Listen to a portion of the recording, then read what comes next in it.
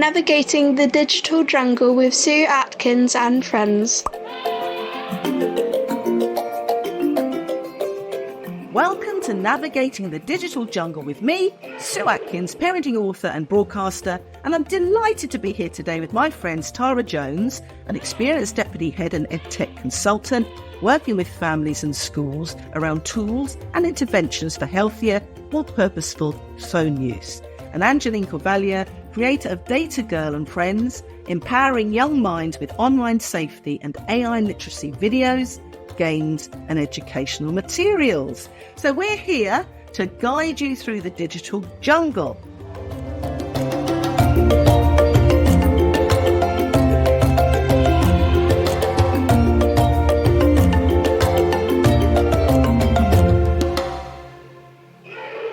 So welcome back, Tara. How are you? How have you been and what have you been up to? Oh, Sue, it's great to be back. And I love that some of our listeners have been in touch to say our top tips are helping and supporting them. So I am this week working with a load of schools. Really looking forward to that. So we are all getting together in person and thinking about phone use at that crucial time, that transition to secondary school. It's almost become a rite of passage that time, hasn't it, Sue? That, you know, we're moving on to secondary school. That's the time to hand over a smartphone. But I'm going to be working with the schools and families to unpick the steps to take prior to that. We've talked about this before. You can't just hand over the keys, can you, Sue? No, not really. And I'm kind of a fan of delaying, not denying kids. They don't have to have a smartphone at 11. You know, they do need to contact you, of course, on the way to school, or they get left behind or something, or they turn left like my daughter did and got on the wrong bus when she went to secondary school for the first week. But I don't think they necessarily need smartphones. So that's a conversation that we keep on having, don't we? Yeah. I just thought it was really interesting that you said then about your daughter on the bus, and I was thinking that some of our listeners send into a panic. That's exactly why they feel the need that they've got to have the devices, or the children need to have them. It's that to keep in touch, but to be able to communicate instantly. And just reflecting, I spoke to a school leader recently, and he said, you know, kids getting phones out in classes, and quite often parents are the ones sending messages that really could wait.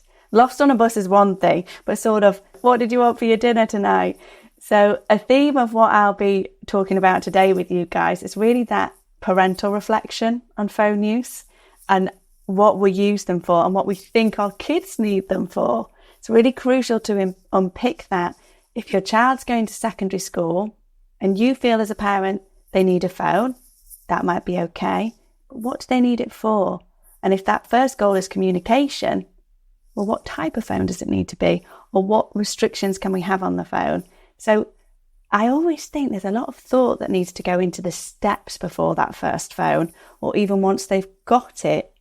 From a family perspective, what does this phone sort of agreement look like in our household? So that's where a lot of my work is at the moment.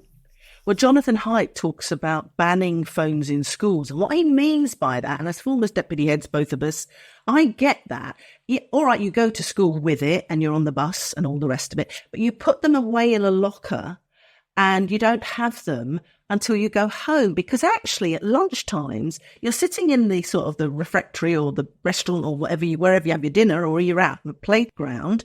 You're not communicating, you're not chatting, you're not making friends, you're not looking at people. So that's why he says ban phones. It's not just ban them forever, but it is in the school day not to have access to them.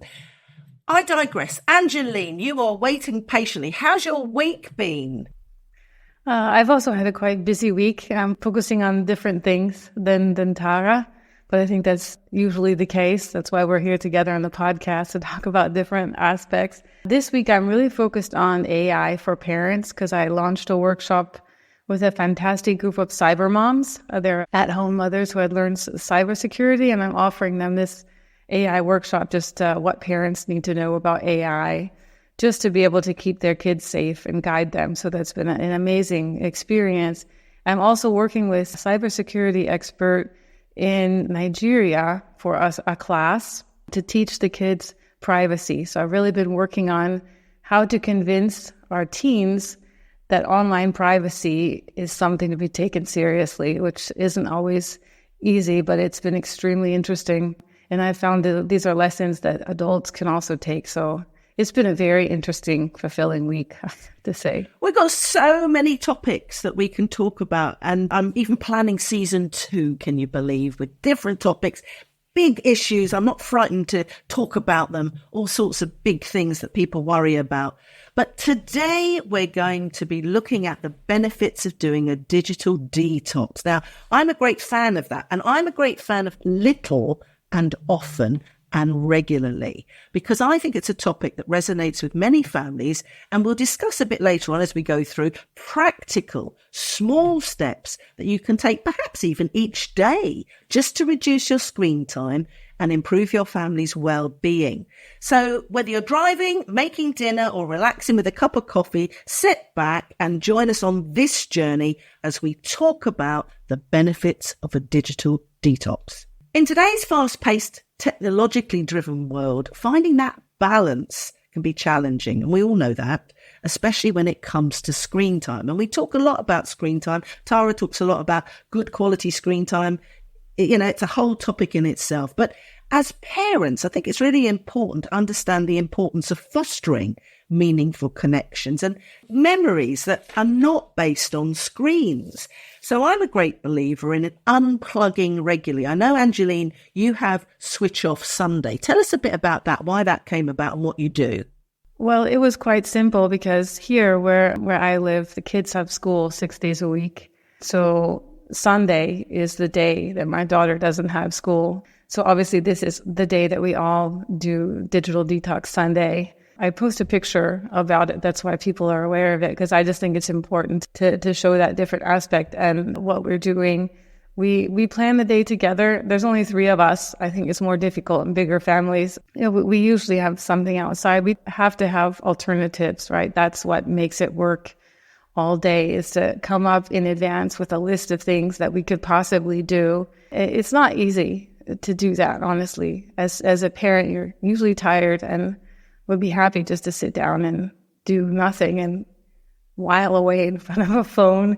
But obviously, as you said, Tara, as you were going to talk about, that it's so important to be a good example. And so the alternatives, right? It's also the advantage that you have things that you're going to like too. So you can help convince your child to do something that's fun for everybody. Well, it could be simple things. You see, I've written a new book called Unplugging Adventures, a book of digital detox ideas for the whole family. And I've written 52 themes so that people can dip in and out of it with just small things and big things that you can do. But you're right, it's a bit of planning sometimes. And I think with anything around digital detox, you don't just put on your trainers and run a marathon of 26 miles, do you? You do things incrementally, you build up. So I actually believe you build down from the old detox. You don't just say no phones forever. You just say, well, how about we have a mindful Monday? We come off it for an hour at a different time. How about tech-free Tuesday? Those sort of ideas. Or you even say when you're sitting down to eat, oh, we're going to have gadget-free grub time. I mean, I love alliteration and messing around with words. But for me, those sort of simple, daft words and sort of alliteration things gets you remembering it. And then you put in some simple things that you can do with your kids. I mean, even binoculars and going out in the garden and looking for mini beasts is a simple thing you can do that's off screen. And, some of them, when they get older, they kind of, oh, I don't know, and I don't want to do all that with you. But actually, once you get out there, even walking the dog, you have conversations and you have a laugh and you make it compelling to do things. Some are big deal things like go to the seaside. Some are small things like, I don't know, let's build a tent in the garden and build an obstacle course and have a laugh in the sunshine, if we ever get any in the UK. So for me, the benefits of detox, once you know the benefits of why you're doing it, I think that will help parents sort of change their mind and get stronger on their confidence. So with all these things, tablets and constant interconnectivity, kids are spending hours and hours glued to screens, and that can affect their eyesight, their neck muscles. Actually, I was talking to someone about that yesterday. Their sleep problems, they're physically not active and running about, and they're not really using their social skills. And there's so many downsides for too much screen. So it's not about banning it. It's about balance. So we're going to be looking at ways to detox, really. I mean, what do you think, Tara? What are ways that you perhaps think about it? It's really interesting, and you've just brought me there when you talked about sort of the outdoors and the impact. And it's quite a scary statistic, I suppose, to share. And it was originally in a group chat from Smartphone Free Childhood, which I know Sue, you've done some work with. Yeah. And it was a parent who messaged in, and they said that in the last decade, and, we would need to fact check this one, but it was within the group, that there have been 70% less outdoor accidents, but 93% more incidents of self-harm. Wow, what a statistic that is. And it was a GP, and said, as a GP, I promise you it's much easier to mend a broken bone than a broken mind. And I know you've just put your hand to your chest as a parent. It really hits me there. Yeah. So, as you know, I'm pro-tech. I'm all for the benefits and balance. Yeah. But just this reflection of how our children's sort of outdoor world has really shrunk. And the pandemic didn't help that. I grant you that. But we are Nor is this weather, Sue. Very, very true. You just mentioned it. Yeah. It is harder when the weather isn't great and it's the summer. And Angeline, we're all pulling together from shared perspectives. It's not easy. People might be listening and thinking, I've tried to get the kids outdoor more. I do think it's really important when we're talking about this to be mindful of the fact that there are a lot of parents that will be listening that are thinking, wow, it sounds really nice, but that's not going to work in my case. And I think it's really important not to give up, because as long as it takes to get to where you're at, it might take that long to get back out of it. So I think that's just really important to not give up as a parent if you know it's important. It's not all dreams. It took me years to get in the position where I am with my daughter as well, where she trusts me, that I know how much screen time is good or not. It's about your why, isn't it, as well? If you know why, and we've talked about that today, the why is important, and then just keep at it. You're right, don't give up. Yeah. And some of the discussions we've had and a lot of the work that I do is in that preventative space. But we're very aware that some of our listeners might be a bit further along than that and really struggling. And actually the thought of, oh, well, there's no way I'm going to get my kid off the phone to go for a walk. It's not as simple as saying, come along. We're very aware that their listeners have got some bigger complications, but it's that little and often, not a sudden detox. What changes can we make? What conversations we can have? What first steps are there? And think how to connect. Isn't it? Thinking about how to connect. Yeah. Conversations and connection. Then over time, you can lead them away from some of the technology. Unrealistic expectations. Yeah. As a parent. Yeah. We've really got to be aware of how long this path might be, but that goal and the hope that it's worth it. Angeline, you were honest. You said it's a couple of years. Years, yeah. Yeah, because I didn't necessarily start out the right way. So she had too much watching her little tablet when she was younger, so I realized I had to slowly wean her off the tablet. And make it, as I say, make it compelling. Not like come off, whatever you're doing on TikTok and come and do your science homework. That's not going to hack it either with an older teenager. We can't expect the same as what happened generations ago because the whole street isn't full of children. All the neighbours aren't out in the street. So we can't just kind of kick our kids out, perhaps as we did as children, and expect there to be opportunity and everybody at the park and everybody playing. And that's why I think we're talking about societal shifts. And back to Jonathan Haidt saying, we've got to have the opportunities ready and there for the children. If your kids head down in the screen and you say, what should we do? Shall we do something? You will get a grunt. You will get shrugged shoulders. If you say, I'm going to walk the dog, should we go and walk the dog and get an ice cream? And that's the plan. They're much more likely to engage. Or this morning the plan is, and maybe let them know. And later on you get a little bit of time on your device or whatever. It's not as easy as today's detox day. It's not that simple. And for me, when we had summer holidays or when we were on Easter holidays or whatever holidays we were on from school, I used to have a plan for the week. So some of it was, it's not all climbing Kilimanjaro and going to Disney World. It was kind of like, okay, this morning we're going to, I don't know, hang out around here and we'll play with the dogs and we'll get the old Lego out and we'll paint and we'll do some art and crafty things. And then this afternoon we might, go to the park and ride the bike. So I sort of broke the day up a bit into morning and afternoon. And then some of those things were a bit more exciting. Maybe on Thursday, we're going to go to the ball pond down in Red Hill and we'll have some fun and we'll meet, my friend and her kids and all of that. So you have to kind of plan it a bit, and it all doesn't have to be expensive, but perhaps it is exciting in terms of you make it exciting or you make it interesting because your energy's up. And you're up for having a good time and breaking the day up. And there is a place for tech and screens and all of that stuff, but not without thinking about it a bit more logically. I mean, Angeline, how do you handle it with your daughter? I think it's really important what I said before, and I also feel confirmed listening to you, that it really needs to be, parents really need to find things that they like to do and they like to do with their children, because children, they can see through it, right? But I'm going to hold you there because I think it's about what the children want to do. I always think if you just say, right, we're going to do something educational and flashcards, they're not going to want to do it. So I used to sit down with my kids in a way and say, right, what do you think, you'd like us to do? And 9 times out of 10, you talked about it before, Tara, in another episode about the meal times. They don't often come up with huge, grand things that's Chessington Worlds of Adventure. They actually want to spend time with you. So the conversation, in a way, we have to be careful. We can lead it a bit, but I don't think we need to constantly lead it. We need to ask them too. What do you think?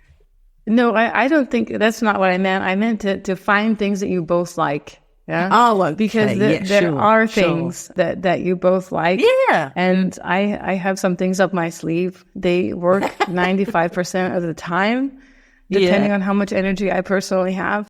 And this is really the key to making it consistently work, is having a list that I like and I know my daughter likes. Because even if I'm exhausted at the end of the day, it's like, okay, we can just sit down and draw pictures. I can do that. Or read a story or something. So I think it's true. It is important. It has to be what children like, but especially for parents who might feel a little bit overwhelmed with, I've tried, really look at from this perspective. I mean, especially if you live in a city where there's just not that much outdoor possibilities, I think it's even more important to have, unfortunately, more work, but more important to have your own list of things you can do no matter what the weather is. Yeah, that's the thing here, is it's the weather. Tara, you were going to chat about, I read something this week about parents' use of tech. Tell me about that. Prior to going into that, there's a few things I want to unpick, just thinking about our listeners and the title of the episode, because we're talking about detox. And detox, historically, that's quite a scary word, really, isn't it? The thought of what is detox? Is it that extreme? Is that what we're really thinking about? And, I just mentioned generationally, there's been this shift of everybody playing out. A lot of children are indoor and childhood and outside has shrunk. We do have to reflect on a time and a place and where we are right now in society and in history, and why words like detox, screen addiction, why they're here and in our vocabulary. And from a parenting perspective, we've got to be really open to them and up to speed and thinking about how current life looks. So my point on parenting, it was a post I saw. I believe the post is by Screen Sanity, and it really resonated with me. I think the post was called, I might be paraphrasing, but my mum is always scrolling on Instagram. Okay. That got my attention. And the next slide said, but what's the reality?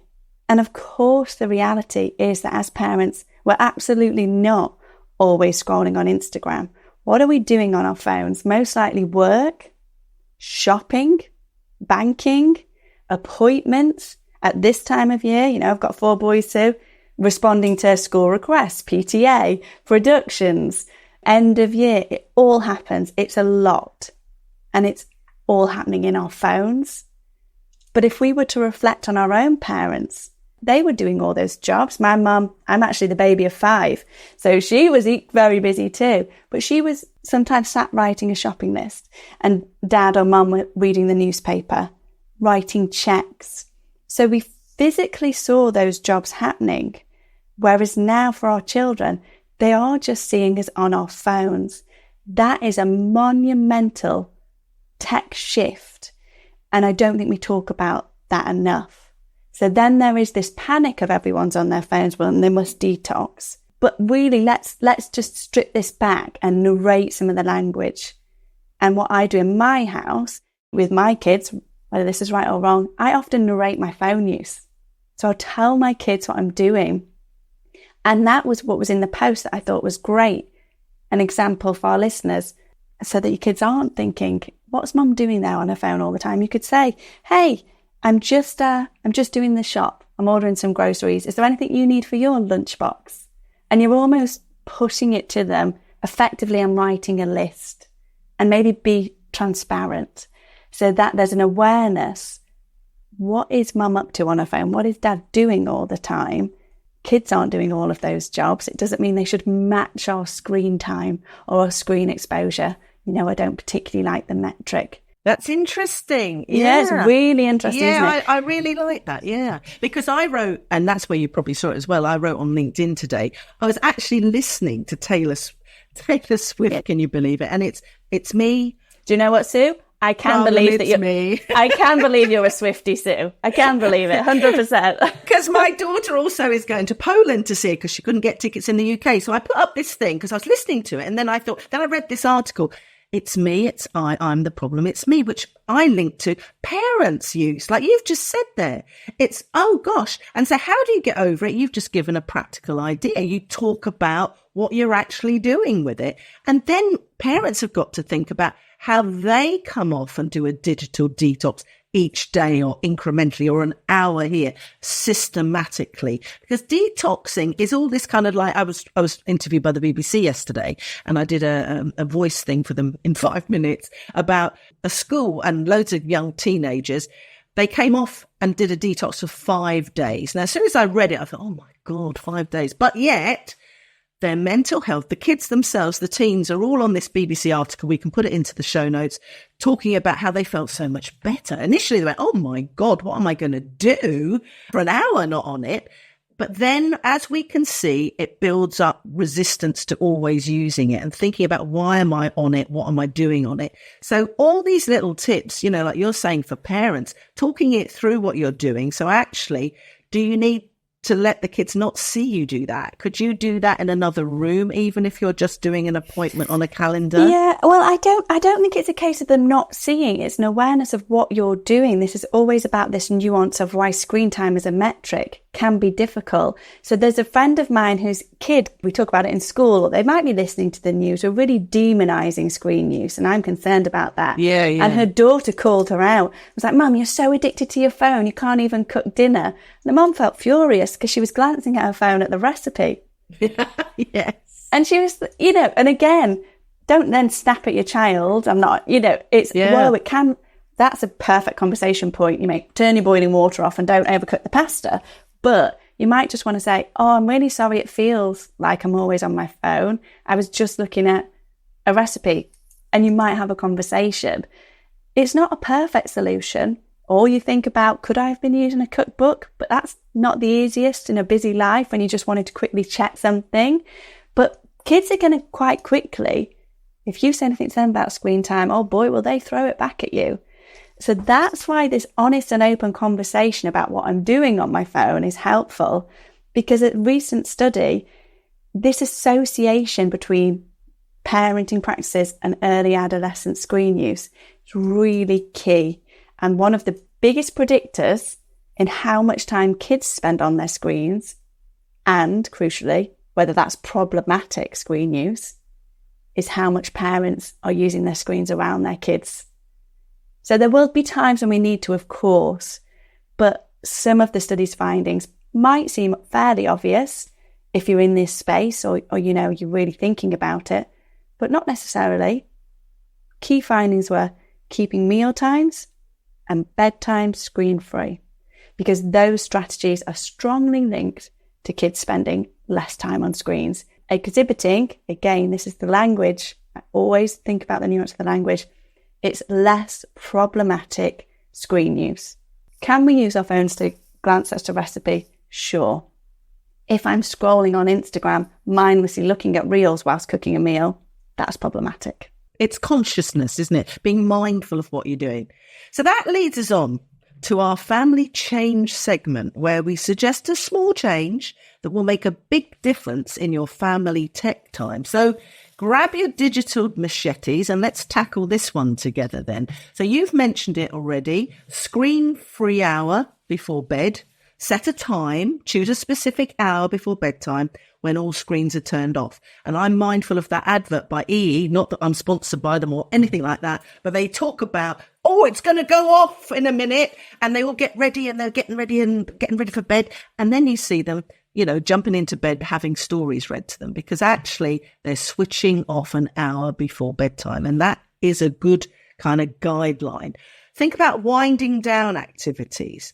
Engaging in calming activities like reading books, remember that? Stories, language development, vocabulary, bonding, telling stories, listening to stories, maybe doing a puzzle. There's slowly winding down activities, having a quiet chat. Relaxation, we talked to Marnetta Viegas from Relax Kids last time.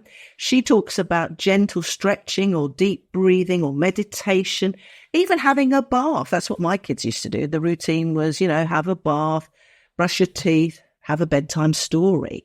And that sort of slows you down. So screen-free hour before bedtime.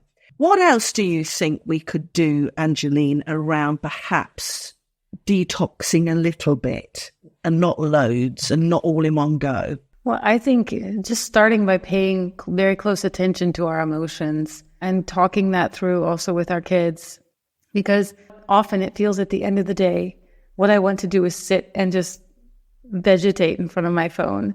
But if I don't do it, then I actually feel better. And to really realize that and talk through also with your kids, that's a great start towards change, because I think the kids will also realize in many cases they actually do feel better doing other things.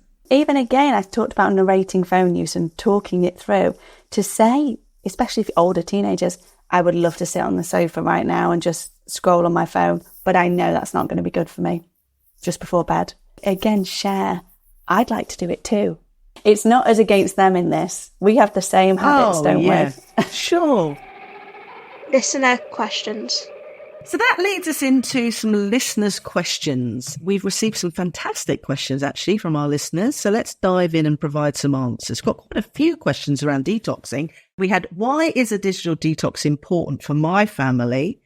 How often should my family do a digital detox? What are some signs that my family needs a digital detox? And how can I convince my children to participate in a digital detox? So let me kick off with, why is a digital detox important to a family? Well, it really does improve mental health. It enhances your family relationships.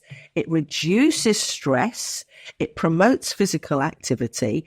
And it really helps families to reconnect with each other, I think, in meaningful activities without those digital distractions. How often should my family do a digital detox?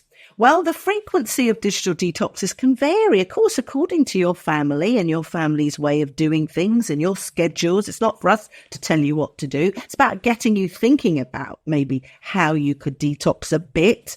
I mean, some families might benefit from a weekly digital detox, like a switch off Sunday or a tech-free Tuesday or something, or a screen-free evening or a couple of hours. You find your own feet on this kind of topic, but it's about thinking about it. I think that's very important. Talking with your kids, not at them, about what you're going to do, and make it compelling, what you're going to do instead of the screen. Someone said then with the question, what are some signs that my family needs digital detox? Well, I think the signs are that there's increased irritability with the kids and perhaps with yourself. There's difficulty sleeping. There's reduced attention spans in the real world. There's less face-to-face interaction. And that general feeling in your tummy where you feel, I think we're being overwhelmed by our digital devices here, and I'm beginning to get a bit resentful of it and a bit angry over it. So I think we need to look at it. So I write a lot and talk about, when I'm working with my clients, family talk time, where you sit down together once a week or whenever and chat about the topic of the week that you want to say. Look, we've got a problem here, I think, with our digital stuff. What do you think? And ask the children. It doesn't matter how old they are. They could be 5 or 6 or 10 or 11 or 12 or 15. What do you think we can do to sort of get a bit more back in balance here? So that's a detoxing, but actually it doesn't have that heavily laden word around it, really. Someone then said, how can I convince my children to participate? Well, they take their lead from you. Explain and do a bit of research and have your bullet points in your head about the benefits. There's so many benefits. We'll put some stuff in the show notes around it, but there are many benefits to detoxing: better sleep, more family time, better family activities, fun with each other, brothers and sisters playing, chatting, laughing, arguing probably, and plan up your digital activities to make them feel something to look forward to. It's something that's inclusive and it's exciting. And, I'm not a great believer in bribing them with incentives or rewards. The reward of the ice cream would do for me. So that leads us on, perhaps then, Angeline, to our weekly quick tips. What do you reckon, Angeline? Do you want to start that segment? Now for some top tips. Yeah, I would just like to start kind of how you ended. Yeah, great. My quick tip is just to not give up as parents on this, because it will be difficult to convince, especially their teens, to go less and do stuff with the family. So don't give up, and also take people around you as examples. If they see others with problematic behavior, you can point out, we don't want to get that far. So these would be kind of 2 tips. Brilliant. Tara, what about you? I want to be quick, and I think one of the most effective ways is to just try to detox a space, potentially the bedroom. So just to have a family charging station if you can. Ours is on the side in the kitchen. We all put our phones there. So meal times, phones go there. Bedtimes, that's where they're charged. So we've created this space that pulls the devices out of our bedrooms, because we know that impacts sleep. And again, away. And if you have that, and it's almost known as a space, if you go for a walk, the phone stays there. So you can make that part of sort of your family approach to using phones or not using them. I read somewhere this week about no bedrooms, no bathrooms, no breakfast table. And I thought, nice. That was quite nice and succinct. Also, tech-free zones, wherever you think it could be. It could be a dining room if it's yours, but it's where you encourage more conversation. And I think that's a better thing. And you have these sort of specific times. If you don't kind of write them down and keep to them, it's like, I must meet you for coffee. And you never meet that person for coffee. But if you say, I'll meet you on Wednesday at 11:30, you meet them at 11:30. So again, put it into your diary or into your phone that this is going to be our tech-free time or our digital detox time. And as we said, your behavior sets the tone for your kids. Lead them into sort of, thinking of more interesting things to do. And step up around some of that. And when they're a bit bored, we talked about the jar where you pick out something to do, and that can help break the cycle. All you're trying to do is create a new habit. And habits take a little while sometimes to do, don't they? And you can go in the garden if the weather ever gets better in the UK. And, as I say, you can build a den or look for mini beasts or get kids involved in growing vegetables and tomatoes and all that sort of stuff. Go for a walk, because I've got 3 dogs. We used to just take the kids, right, come on, every day we have to walk the dogs. So you'd walk and talk. And that would be, a chat and a laugh and silly stuff. And we still do that, even though we're all grown up now. But you could even do board games. Have a detox time. It's a day, it's a Wednesday or whatever, or Saturday or Sunday, where you have quality time without the screens, doing some stuff that's enjoyable with your families. You're making memories that last a lifetime, I think. Yesterday, I washed a car with my daughter, and that was... There you go. That was a great thing. She loved it. I loved it. The car's clean now. We can do it once a week. Yeah, it is. It's so nice. It doesn't have to be exotic, does it? They have fun doing anything the younger they are. So for me, I think it is about setting some time limits, taking some small steps that will make some big changes. Today's episode of Navigating the Digital Jungle is brought to you in collaboration with World Digital Detox Day, an international movement dedicated to reclaiming our lives from the overwhelming grip of technology. So, are you feeling overwhelmed by screens and technology? Take a break and join millions of people around the world on World Digital Detox Day, because it's the perfect opportunity to unplug, unwind and reconnect with the world around you for your mental health and your family and children's well-being. Join this important movement with over 7.5 million people worldwide and visit worlddigitaldetoxday.com to learn more about becoming involved with the world's largest digital well-being initiative. Start your digital detox journey today to better mental health and well-being for your whole family.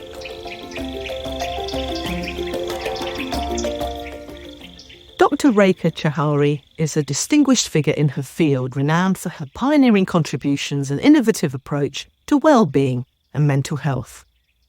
With a career spanning over 2 decades, she has consistently pushed the boundaries of what's possible, earning accolades and respect from peers and industry leaders alike. Her work not only exemplifies excellence, but also inspires many to strive for greatness in their own way. She is the founder of World Digital Detox Day, WDDD, which is an innovative approach aimed at encouraging everyone to take a break from their digital devices and reconnect with the physical world around them. The 10th of December is a day dedicated to raising awareness about the impacts of excessive screen time, promoting a healthier, more balanced relationship with technology. Welcome to the podcast, Rekha. We're thrilled to have you here to discuss World Digital Detox Day. So to start, can you tell our listeners a bit about yourself, a little bit, and what inspired you to initiate World Digital Detox Day? So, thank you for having me. JWDD, we are a non-profit organization on a mission to empower wellness worldwide. I started World Digital Detox Day to address the growing concern I had over digital addiction in India, as I could see the impact it was having on mental wellness and mental well-being. After witnessing the negative effects of constant connectivity, I felt compelled to create a day dedicated to unplugging and reconnecting with the real world. What's been your main concern recently that you've noticed? I have seen more people feeling emotionally disconnected, where family members are there, but they are too focused on their devices than connecting with each other. This means less quality time together and weaker relationship. I have also noticed more behavioral problem in children, like being more irritable and having trouble paying attention. They also have more trouble in the sleep pattern because of screen time before bed. And you will see nowadays children are just playing less and scrolling more on the screen. Teenagers are not talking and connecting in real life. And I have seen a big rise in their anxiety and stress level. It's really affecting their mental health. So tell us then what activities people get involved with World Digital Detox Day. What sort of things do people do and where can they find out more about it? The theme for 2024 for the World Digital Detox Day celebration on 10 December is going around the smartphone free. Smartphone free childhood, smartphone free life. It highlights the importance of taking a break from smartphone to reduce stress and improve mental well-being. We are also encouraging people to engage more fully with their surroundings and the people in their lives instead of in the virtual world. World Digital Detox Day has designed 8 simple manifesto, which is very easy to adopt. First is prioritize your healthy sleep. Second, encouraging digital fasting, turn off once a week. Third, Reduce screen time by taking note on the notepad. Fourth, avoid mobile or iPad distraction. Avoid mobile while feeding your child.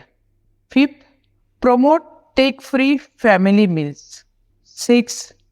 Track and take charge of your screen time. 7. Incorporate mindfulness. And 8. Disconnect and reconnect with nature. These are very simple steps which will definitely help you to reach your digital detox goal. Wonderful. So World Digital Detox Day is on the 10th of December. If you're interested in getting stuck in and finding out more about it, the website is, Rekha, tell us the website. Please do visit worlddigitaldetoxday.com and enjoy the benefit of detoxing. Thank you.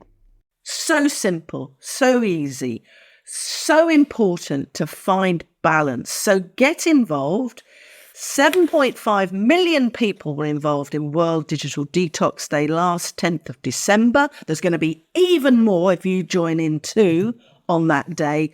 Join in, but not just on that day. As we've been talking throughout this episode, small ways to detox your family for better mental health and better well-being. So thank you, Rekha, for joining us today.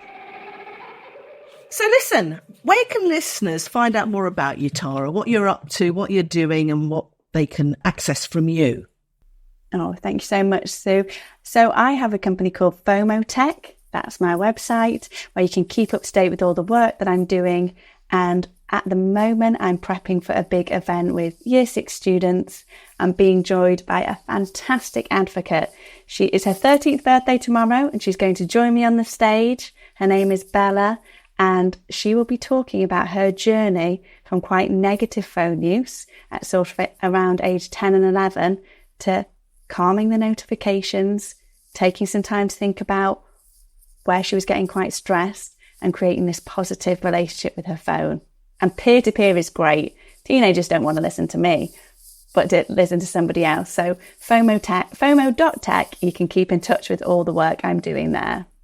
Wonderful. Angeline, what are you up to? You've been busy working on some new topics, haven't you? Yeah, I've been very busy. I've been headfirst into the summer preparing for the upcoming school year to get the privacy and online safety, AI literacy into schools. You can find me and my work.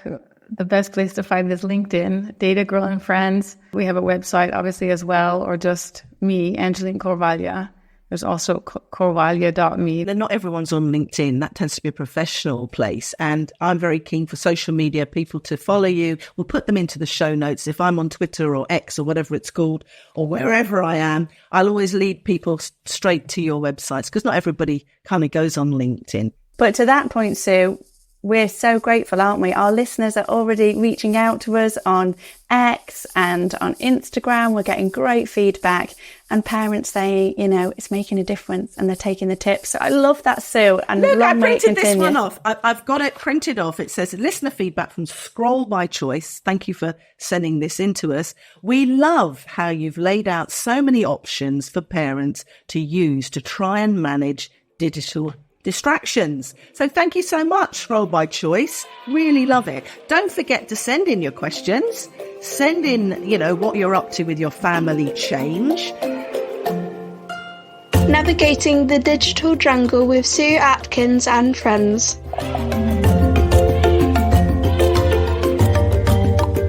So that's it for today's episode of Navigating the Digital Jungle with Sue Atkins and friends.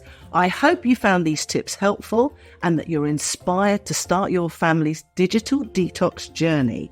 If you've enjoyed this episode, please subscribe, leave a review and share it with your friends and family, schools, teachers, colleagues, pop it in your school newsletter. Join us next time as we continue to explore ways to navigate the digital jungle together. And until then, take care, stay safe, and happy detoxing.